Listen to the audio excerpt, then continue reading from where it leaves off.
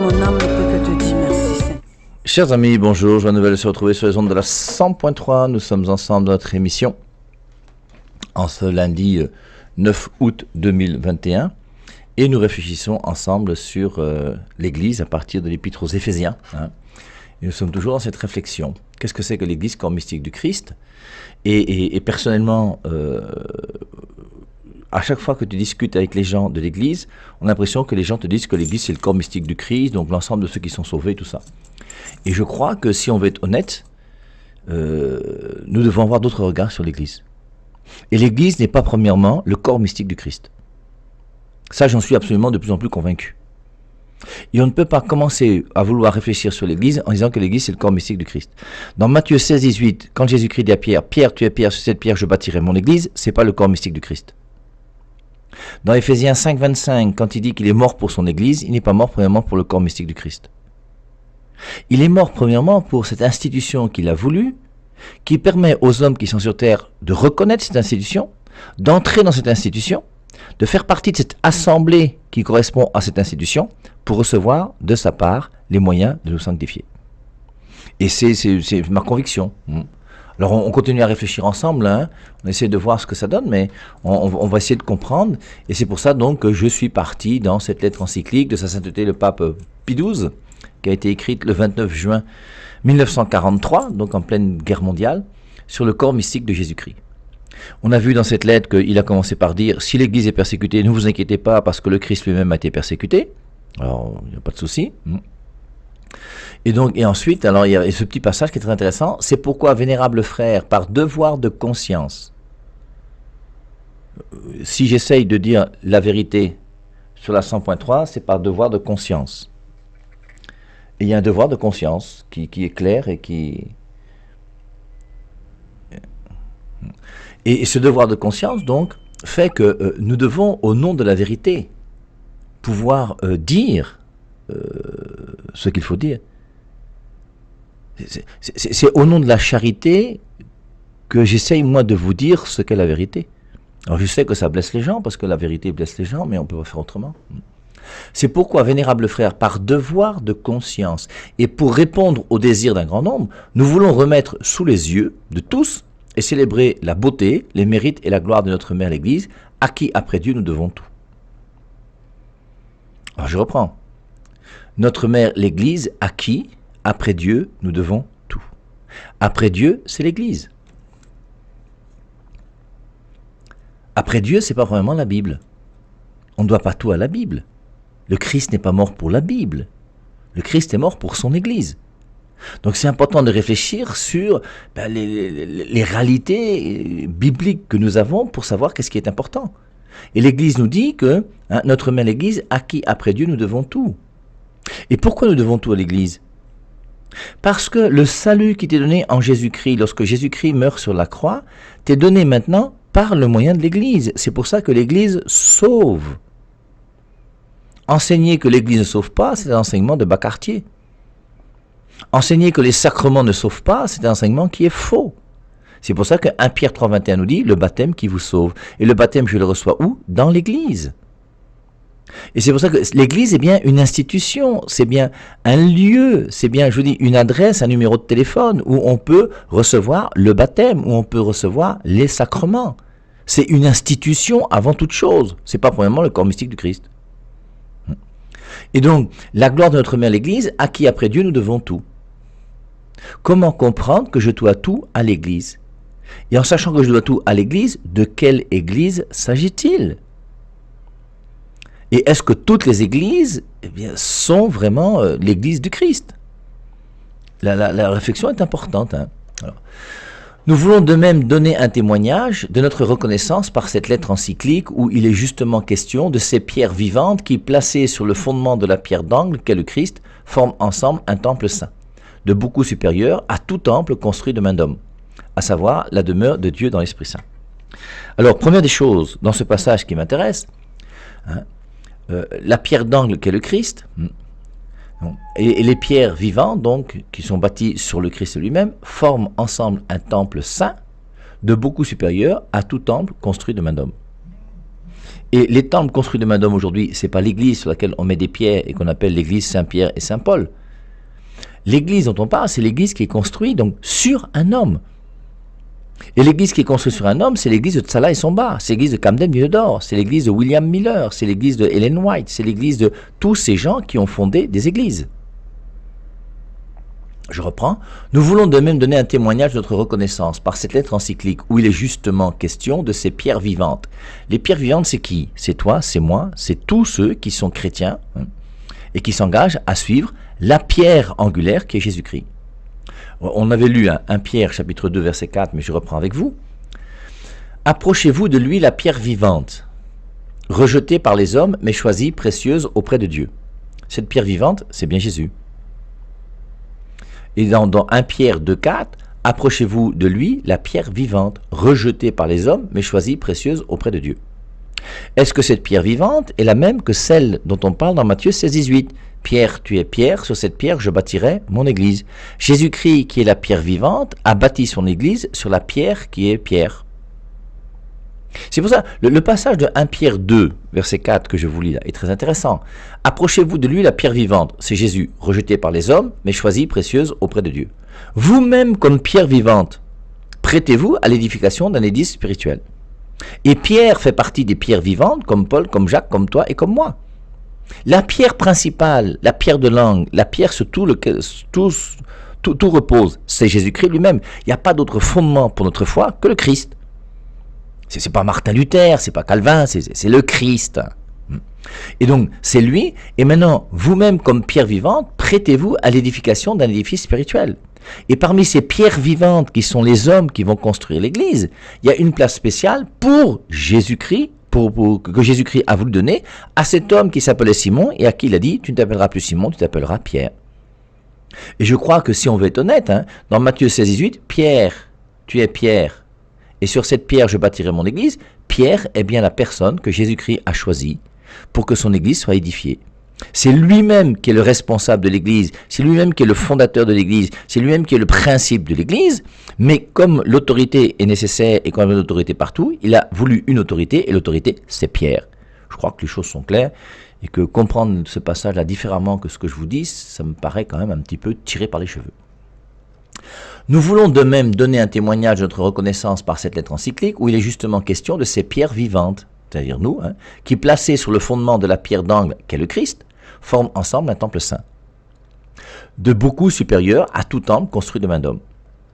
Et c'est pour ça que tout homme qui fonde une église, moi je ne comprends pas ce que ça veut dire.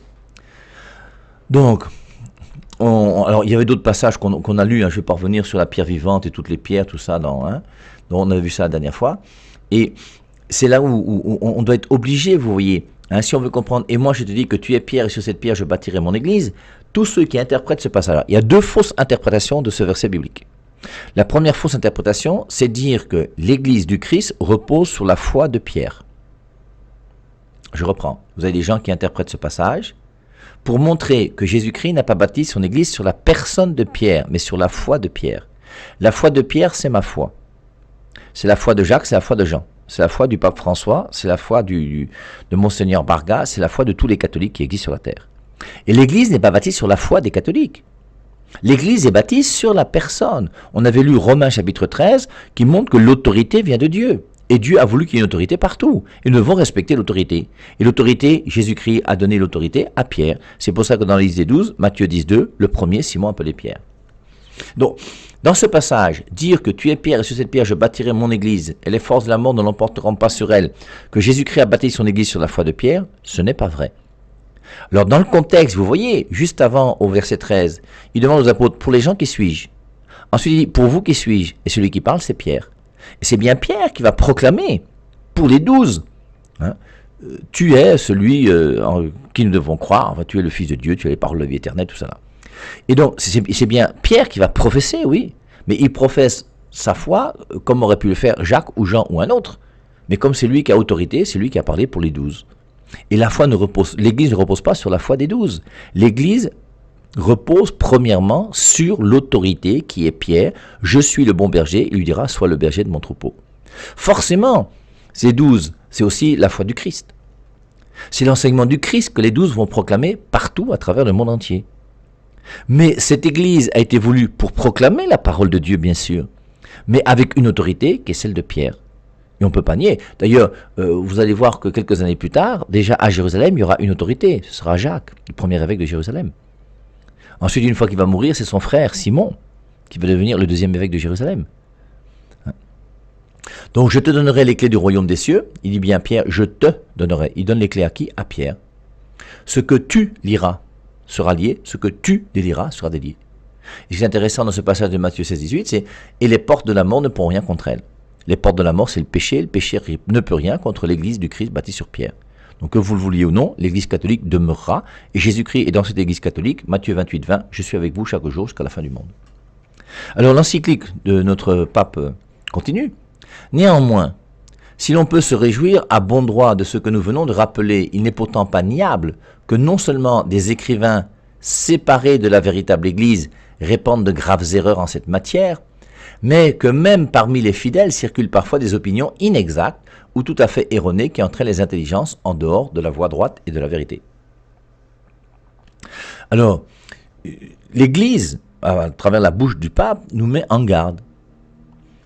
Néanmoins, il faut rappeler qu'il y a des écrivains séparés de la véritable Église. Ces écrivains séparés de la véritable Église, forcément, c'est des écrivains qui ne sont pas dans cette Église. Et forcément, le pape parle de quelle Église? De l'Église catholique. Il y a donc des écrivains séparés de la véritable Église qui répandent de graves erreurs. Et la plus grave erreur répandue par des écrivains qui ne sont pas catholiques, c'est Martin Luther. Le sola scriptura. Je crois qu'il n'y a pas d'erreur plus grande que de croire que seule la Bible est la parole de Dieu. Exactement, pour nous, sur la 100.3, la Biblette, puisque ceux qui vous disent que seule la Bible est la parole de Dieu n'ont même pas une Bible, mais ils ont une Bible diminuée qui a 66 livres, comme on le sait, nous, depuis déjà longtemps, sur la 100.3. Et l'Église veut nous rappeler ça. L'Église veut nous rappeler que nous n'avons pas à écouter n'importe quelle doctrine. C'est pour ça qu'il y a des écrivains séparés de la véritable Église. Maintenant, quels sont les écrivains qui ne sont pas séparés de la véritable Église? Y a-t-il aujourd'hui sur Terre des gens que je peux écouter et dont je suis sûr que ce qu'ils me diront, c'est la vérité de la parole de Dieu? Je vous rappelle que Jésus-Christ a choisi ses apôtres, il les a formés pendant 3 ans, et puis il leur a dit dans Luc 10,16, « Celui qui vous écoute, m'écoute. » Et c'est en écoutant les apôtres de Jésus-Christ que j'écoute Jésus. Maintenant, la vraie question qu'il faut se poser, c'est qui est apôtre de Jésus-Christ et qui n'est pas apôtre de Jésus-Christ? Parce qu'il y a des vrais apôtres et il y a aussi des faux apôtres. On va lire 2 Corinthiens chapitre 11. Et dans 2 Corinthiens chapitre 11, il est dit « Ces hommes-là sont de faux apôtres, des ouvriers trompeurs. » Donc Saint Paul nous met en garde dans 2 Corinthiens chapitre 11, verset 13. Ces hommes-là sont de faux apôtres. Vous avez des gens qui sont des apôtres, qui se disent apôtres. Il y a même des gens qui s'appellent apôtres. Apôtre Élie, apôtre ci, apôtre ça. Ce qui est curieux, je vous rappelle, c'est que dans Luc 6, quand on prend la liste des apôtres, Jésus-Christ, qu'est-ce qui est dit, qu'est-ce qui est écrit? En ce temps-là, je suis dans Luc chapitre 6, verset 12, en ce temps-là, Jésus se rendit à la montagne pour prier, il passa toute la nuit dans la prière à Dieu. Verset 13, quand le jour parut, il appela ses disciples et en choisit 12, auxquels il donna le nom d'apôtres. Jésus-Christ a donné le nom d'apôtres à 12, qui sont ce qu'on appelle les 12 apôtres de Jésus. Et alors maintenant, aujourd'hui, il y a des gens qui s'appellent apôtre Élie, apôtre ci, apôtre ça. Nous, on sait que les 12, c'est Pierre, André, Jacques et Jean, Philippe, Barthélemy, Matthieu, Simon, Jude, là, voilà. Donc, alors, ces hommes-là sont de faux apôtres, des ouvriers trompeurs, déguisés en apôtres de Christ. Alors, sommes-nous capables de discerner aujourd'hui ceux qui sont les vrais apôtres et les faux apôtres? Le verset 14 de 2 Corinthiens chapitre 11, verset 14, après avoir dit « Ces hommes-là sont de faux apôtres, des ouvriers trompeurs déguisés en apôtres de Christ, et ce n'est pas étonnant, car Satan lui-même se déguise en ange de lumière. Il n'est donc pas étrange que ses serviteurs aussi se déguisent en serviteurs de justice. Leur fin sera selon leurs œuvres. » Ils n'envoient pas en enfer. Il dit simplement qu'ils seront jugés en fonction de leurs œuvres. Alors, donc, quels sont les vrais apôtres, quels sont les faux apôtres? Et forcément, bon, pour moi, il est clair que si on cherche à savoir qui sont les vrais apôtres et qui sont les faux apôtres, il faut revenir à Romains chapitre 10. Et dans Romains chapitre 10, revenir donc au verset 13, qui dit « Quiconque invoquera le nom du Seigneur sera sauvé ». Et il continue en disant « Comment vont-ils invoquer le nom de celui en qui ils n'ont pas cru? Comment vont-ils croire en lui s'ils n'ont pas entendu parler de lui ?» Alors je vous lis. « Car quiconque invoquera le nom du Seigneur sera sauvé. » Alors quand on lit ce verset, vous voyez, il faut toujours le mettre en parallèle avec le passage de Matthieu chapitre 7, verset 21.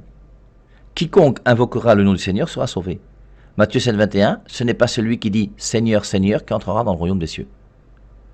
Quiconque invoquera le nom du Seigneur sera sauvé est contradictoire avec Matthieu 7, 21. Ce n'est pas celui qui dit « Seigneur, Seigneur » qui entrera dans le royaume des cieux.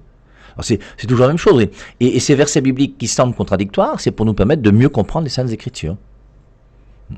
Alors je continue. « Car quiconque invoquera le nom du Seigneur sera sauvé. » Il dit « Comment donc invoqueront-ils celui en qui ils n'ont pas cru ?» Pour invoquer le nom du Seigneur, il faut d'abord croire en lui. Comment croiront-ils en celui dont ils n'ont pas entendu parler? Pour croire en lui, il faut avoir entendu parler de lui.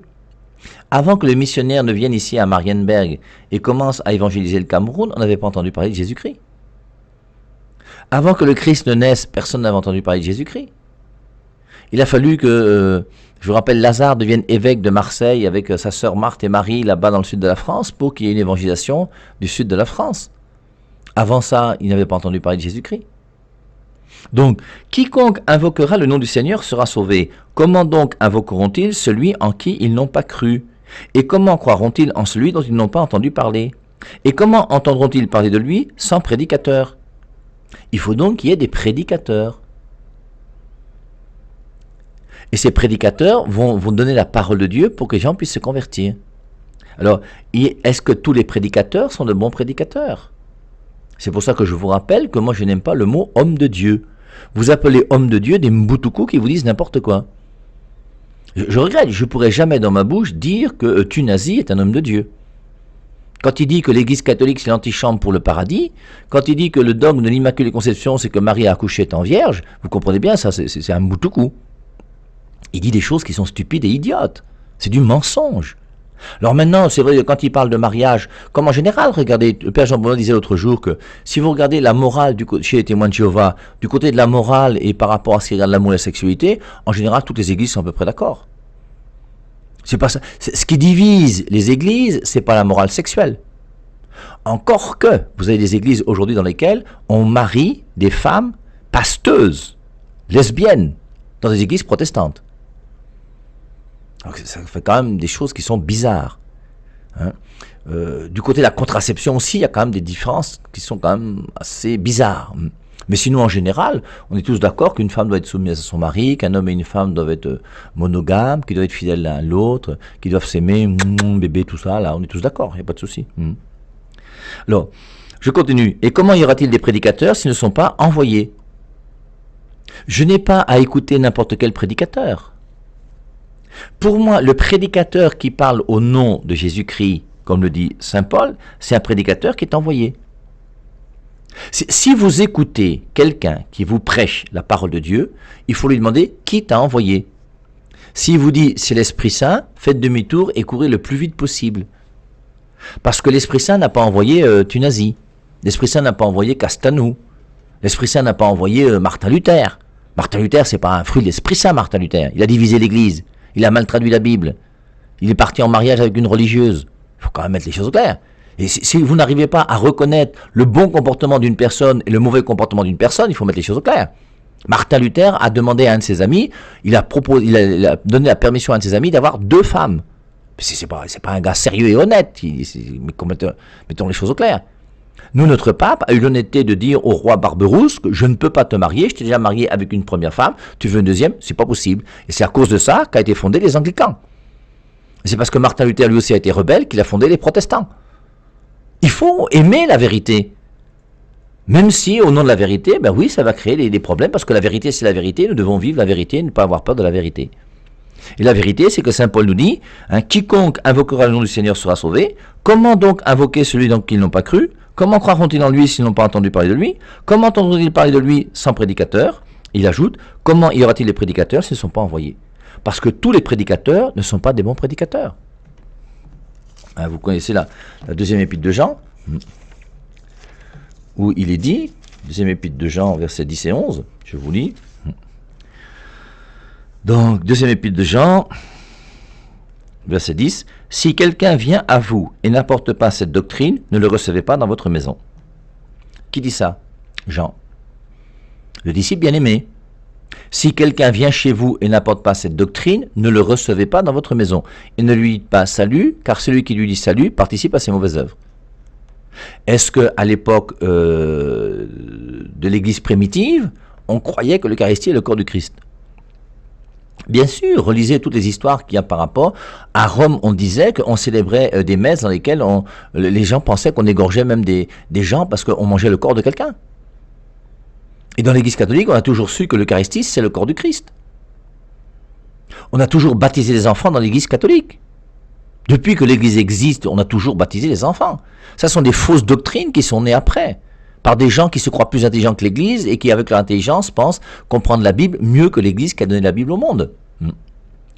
Alors je reprends donc. Si quelqu'un vient à vous et n'apporte pas cette doctrine, vous n'avez aucune Église chrétienne qui vous enseigne qu'il y a 144 000 personnes qui est au ciel.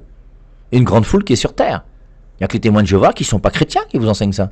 C'est quelle doctrine ça? C'est pas la doctrine de Jean. Si quelqu'un vient chez vous et n'apporte pas cette doctrine, dans l'Église, l'Église a discerné ce qu'est la Bible en l'an 400 et a dit qu'il y a 73 livres. Et il y a toujours eu 73 livres dans la Bible.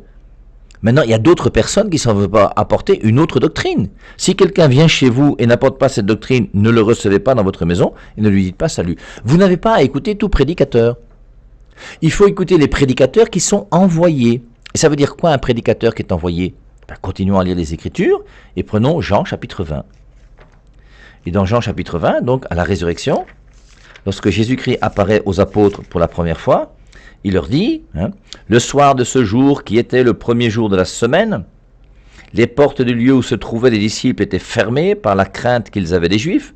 Jésus vint et debout au milieu d'eux, il leur dit, malgré les portes fermées, Jésus-Christ est passé à travers les murs. Que la paix soit avec vous. Jean chapitre 20, verset 20. Quand il eut dit cela, il leur montra ses mains et son côté. Les disciples se réjouirent en voyant le Seigneur. Verset 21. Jésus leur dit de nouveau, que la paix soit avec vous. Il ajoute, comme le Père m'a envoyé, moi aussi je vous envoie. Qui envoie? Tout part du Père. Le Père a envoyé qui? Son Fils. Et le Fils a envoyé qui? Ses apôtres. Pas les faux apôtres. Ceux que vous appelez hommes de Dieu, qui sont souvent des gens bizarres. Non.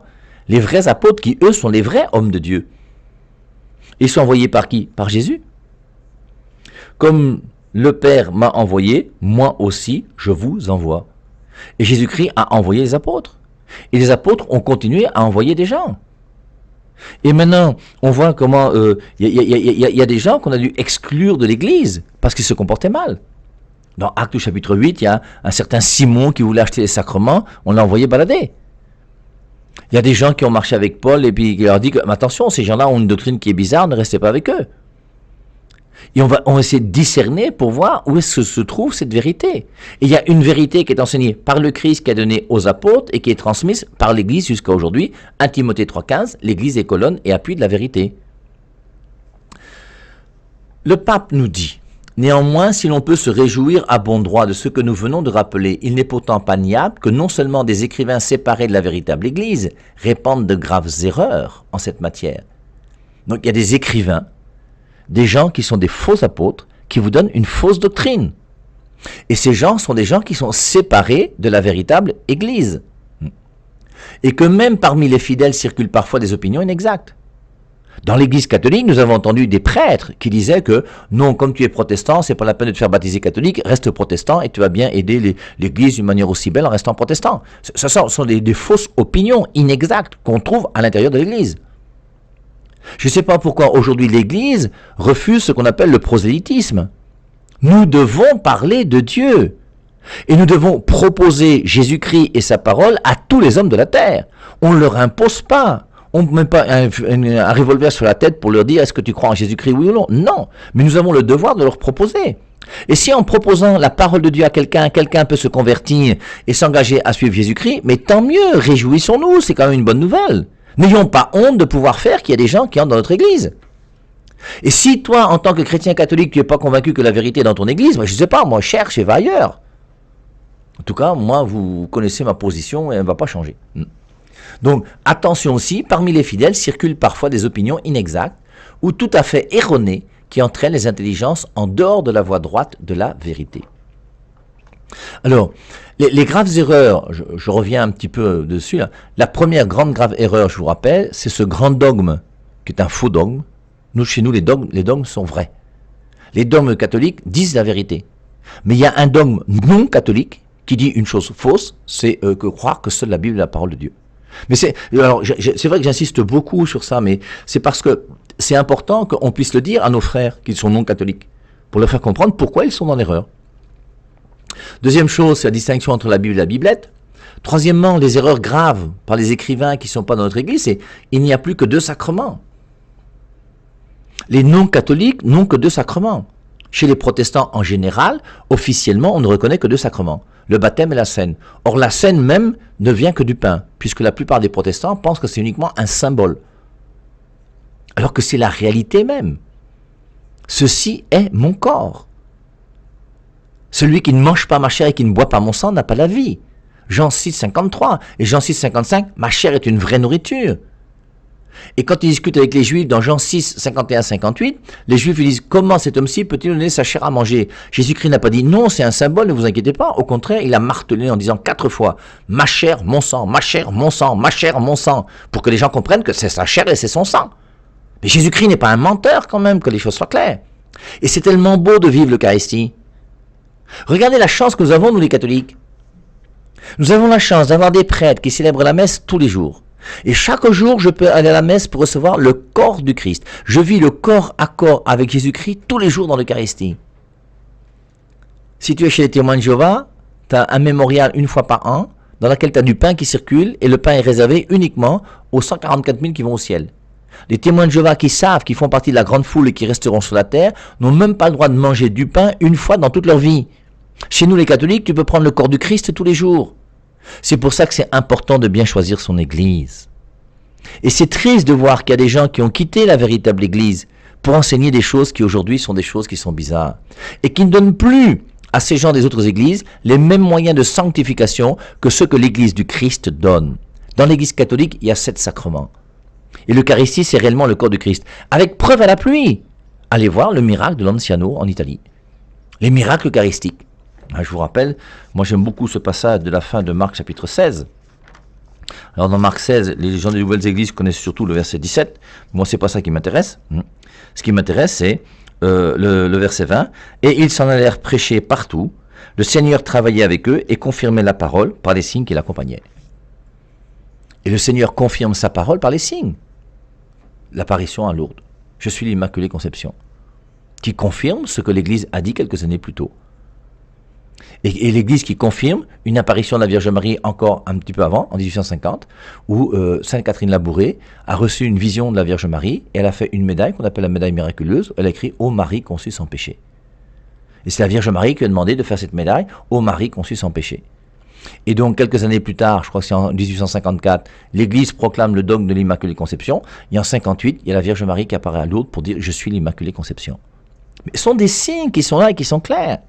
L'Eucharistie, je vous rappelle, vers l'an 600-700, un prêtre a célébré la messe et l'apparence du pain, parce que je vous rappelle qu'à chaque messe célébrée par un prêtre catholique, le pain devient le corps du Christ, mais les apparences restent du pain. Mais là, les apparences du pain ont été transformées en viande, une partie du myocarde. C'était il y a 1400 ans, et allez à l'Anciano, vous verrez cette chair-là jusqu'à aujourd'hui. Avec 4 caillots de sang qui sont à côté, 4 ou 5 caillots de sang qui sont à côté. Et depuis 1400 ans, pas décomposé, pas pourri, pas... Il y a bien des signes. Les erreurs de ces écrivains-là, c'est eux qui vous disent que Constantin a fondé l'Église catholique. C'est eux qui vous disent que les catholiques adorent la Vierge Marie. Calomnie sur calomnie. Et nous devons, nous, aujourd'hui, être capables, en toute humilité et en toute simplicité, de rétablir la vérité pour que les gens sachent où se trouve cette vérité et faire attention au discernement pour être capable de justifier exactement ce qu'est la vérité et ce que n'est pas la vérité. Hein, je vous rappelle, hein, je vous lis la fin de ce paragraphe, hein, qui fait qu'il y a des écrivains séparés de la véritable Église qui répandent de graves erreurs, ainsi que même parmi les fidèles circulent parfois des opinions inexactes ou tout à fait erronées qui entraînent les intelligences en dehors de la voie droite de la vérité. Alors, si on avait le temps, mais je ne veux pas vous casser les pieds avec tout ça, on verrait aussi pourquoi l'Inquisition, les croisades, on verrait l'affaire Galilée, on verrait toutes ces choses-là. Et on verrait en définitive que beaucoup de choses ont été dites sur l'Église qui ne sont pas aussi claires que ça par rapport à la vérité.